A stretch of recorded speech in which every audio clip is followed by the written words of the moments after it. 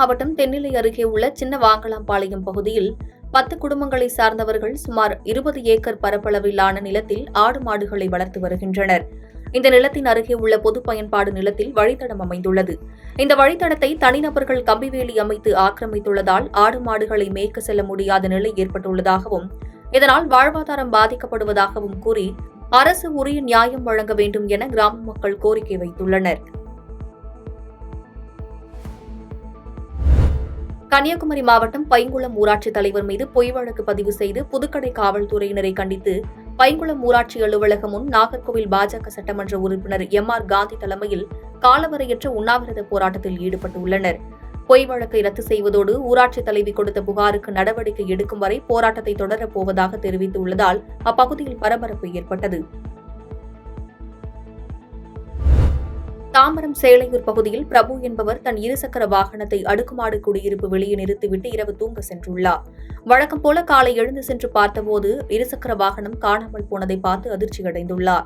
பின்னர் அங்கு பொருத்தப்பட்டிருந்த சிசிடிவி கேமராவை பார்த்தபோது தொப்பை அணிந்த இளைஞர் பூட்டை உடைத்து இருசக்கர வாகனத்தை திருடி செல்லும் காட்சிகள் பதிவாகியுள்ளது. இந்த சிசிடிவி காட்சிகளின் அடிப்படையில் சேலையூர் காவல்துறையினர் விசாரணை மேற்கொண்டு வருகின்றனர்.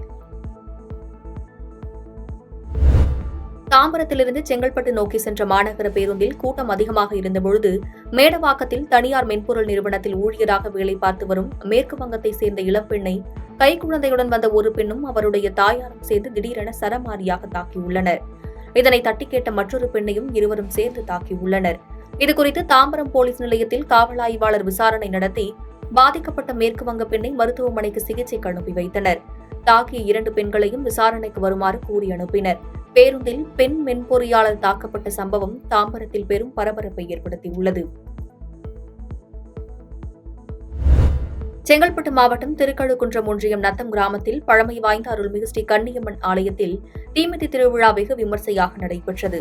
இதில் 200க்கும் மேற்பட்ட பக்தர்கள் தீமிதித்து தங்களது நேர்த்திக் கடனை நிறைவேற்றினர்.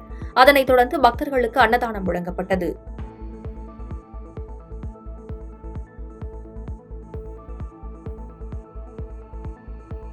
பாதகம் செய்பவரை கண்டால் நாம் பயங்கொள்ளலாகாது பாப்பா, மோதி மிதித்து விடு பாப்பா, அவர் முகத்தில் உமிழ்ந்து விடு பாப்பா.